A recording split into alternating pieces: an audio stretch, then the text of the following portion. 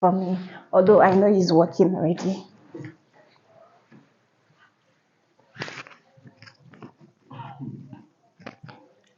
Is it okay? Abi? Hi guys, welcome back to my channel. If this is the first time we're coming across my channel, you're welcome. I'm Kenzie and I'm a lifestyle content creator currently based in Nigeria. And in today's video, I'm going to be sharing with you guys how my family, my friends, and especially my dad reacted to my engagement story, especially me getting married to a person that is not from the same tribe as mine. So, in case you do not know already, that is in case you're stumbling over my channel for the first time, I recently got engaged to the love of my life. So, by the time you are seeing this video, we are already halfway through our marriage.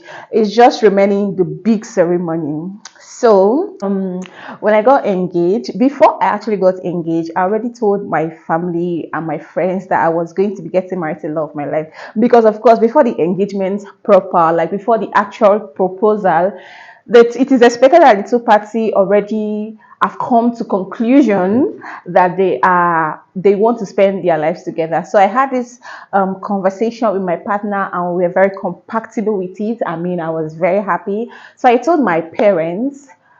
Okay, let me not say I told my parents. I told my family. For my younger sister, it was very easy. I just told her that I am my fiancé actually going to be taking things to the next level. So she was like, okay, that's very beautiful. I wish you the best of luck. Normal. What would a younger sister say? So I wasn't really expecting much from her.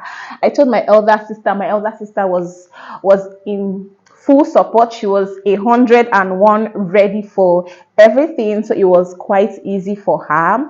And then I moved over to my friends. My friends, of course, they don't have any say whatever my love life choose to be or how my love life is. I just told them that I didn't even tell them I was going to be getting married, but when the proposal itself happened, I showed them the picture. We have like a group chat, me and my friends, we have like a group chat. So I just sent the pictures there and they're like, ah, congratulations. And that was pretty much what happened to my or for my friends aspects. But then for my mom and my dad, that was where much of the work was or lied. For my mom is such a nice person. My mom does not really have any problem as to whether you're getting married to a person that speaks the same language as you or whatnot. My mom is more of a love person. So if you love the person and if you feel like this person is the one for you, please go ahead. That's what my mom will always say. But then I informed my mom that I was going to be getting married to him. My mom knows my fiance already. So when I told her, she was okay. But before I told her we're engaged, she has always wanted me to get married to someone that is from my state. And her reason is because she wants to have at least one son-in-law that speaks the same language as her, just so she'll be able to communicate effectively. That is her own reason. So I was like, okay, since my sister has gotten married to an Igbo man, like my elder sister, and me now, I want to get married to an Igbo man. Well, let's wait for Jenny. Maybe Jenny is going to give you somebody that is going to speak the same language as you. So we actually laughed over it, and that was just how it was. My mom didn't really pay much attention to who is Igbo and you're not going to get married to him. No.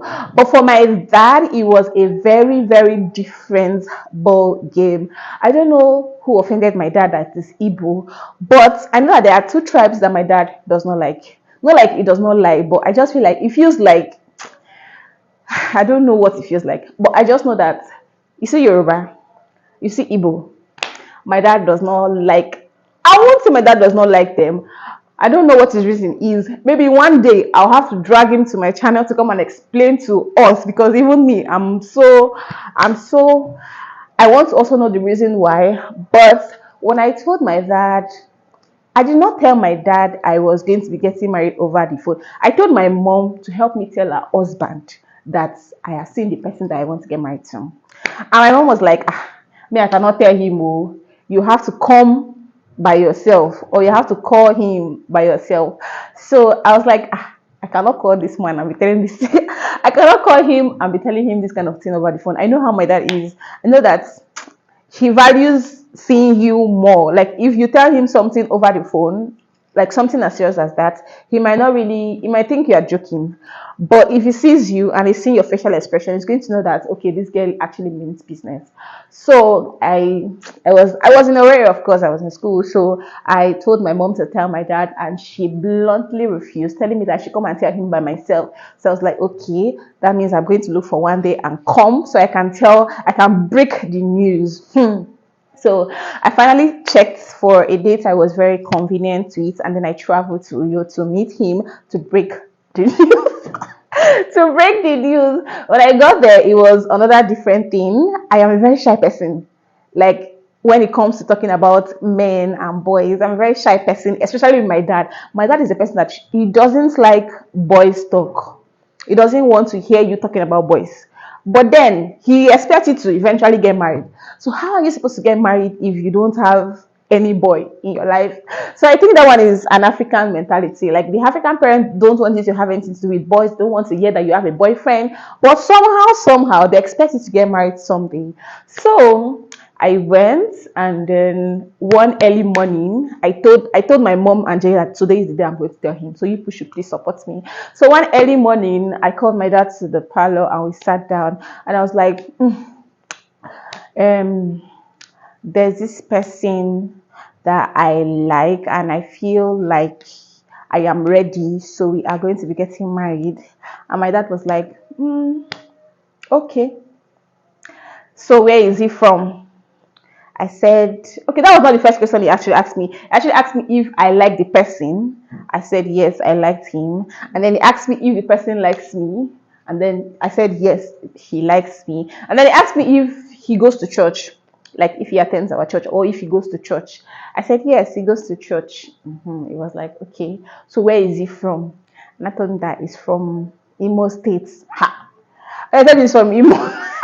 When I told him he's from Imo, so you know how in Nollywood, if you say that, if you drop that kind of bombshell, they will not do boom, boom, boom, boom. That was how the boom, boom, boom, boom rang in my head, my mother's head, and my sister's head. Because when I said he's from Imo State, all of us, we just looked at each other. We just looked at each other, and he did not look at us. He just, like, I was looking at him, and then when I said he's from Imo State, he just looked down. So he looked down, he stayed there for like 1 minute, and then he looked at me again. And then he said, okay, no problem now, till I see him. So I was not like, this one did not say anything. What does this mean? Till I see him, what does it mean? How am I going to do? What will I do? What will I say? So I just assumed that, okay, he actually partially accepted, but from his facial expression, you will know that he was not really like, he was not really 100% happy that this person is actually from this place. So when I went back, I told my fiancé that I've told my dad, because prior to when I went, I already told him that this is the kind of person my dad is. My daddy is very gentle, but when it comes to Igbo people, I don't know. He does not really. I don't shall know. So he already knows. Am I lying? He already knows that that was what he is supposed to be expecting, because I like to prepare people so that when this person is acting somehow, you know that this person is like this. So you have to give him chance to change. So when I went back, I told him that, I told him, but I didn't tell him his expression. Like, I didn't tell him anything that he did, of course. I just told him that I've told my dad, and that is it. So he felt the need to call my dad. And when he called my dad, I think they spoke a couple of times, but he later came back to tell me that my dad is not really receptive, that the tone of his voice is not really nice, that he's sounding like someone that does not want him to get married to his daughter, this, that.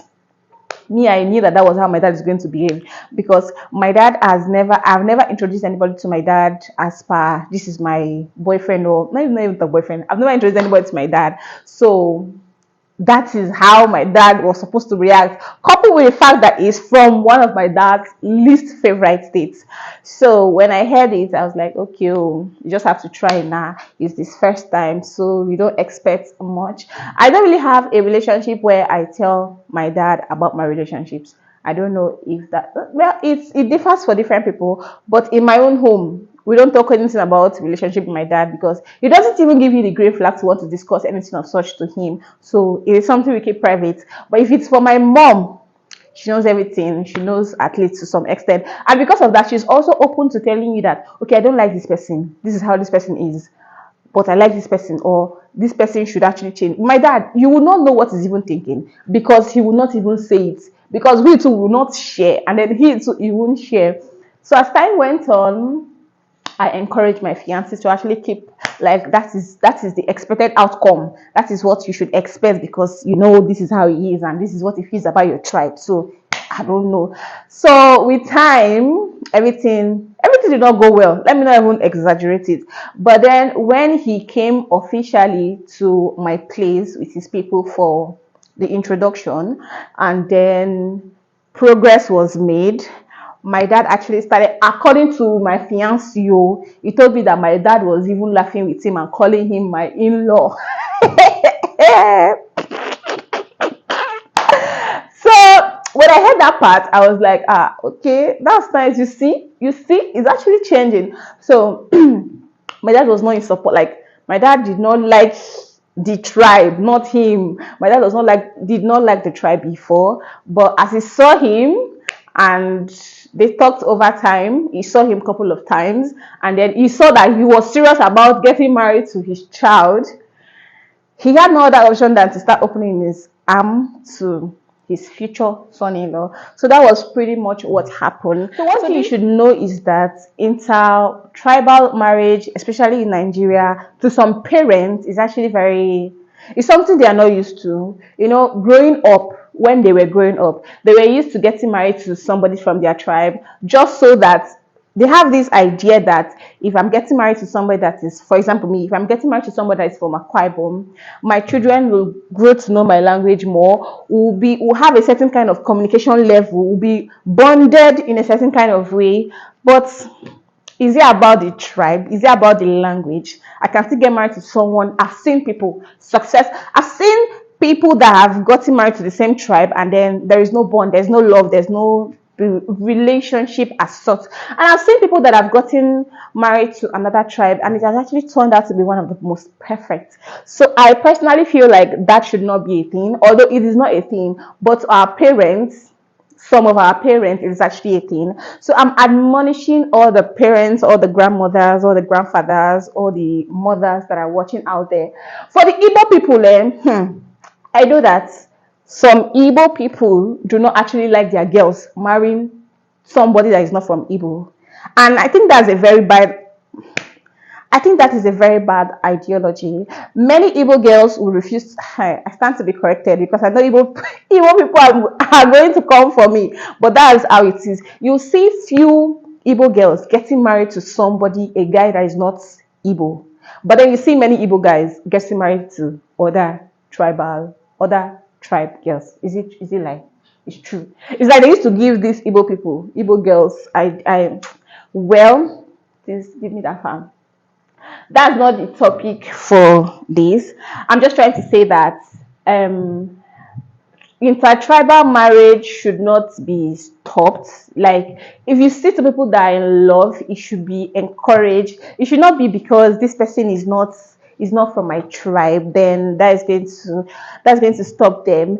If you're looking for like, if you want to be in a relationship, and you yourself, you're a girl or you're a boy, some people have actually set it as a point of, some people have marked it's on their list that they cannot get married to somebody that is not from their tribe. Although I'm not telling you that you should change your beliefs or your cultures or what you believe or what you think. Do what works for you. And the whole idea or the long-term goal is for the two of you to be happily married and live a very sweet and sumptuous life after. So that's pretty much how my story is. My parents, my mom wished that my mom wished that my fiancé was actually from my place, and my dad also wished that my fiancé was from my place. But as time went on, he started seeing the good side. I think he actually gave himself advice, or maybe my mom gave him advice. No, my mom will not give him advice. I think he actually gave himself advice, and then he lets it be. So that's what happened. I hope you found this video interesting and I hope you learned something. If you did not learn anything, I want you to learn that you should follow that dream, that your love dream, irrespective of your cultural barriers or your language barriers and stuff.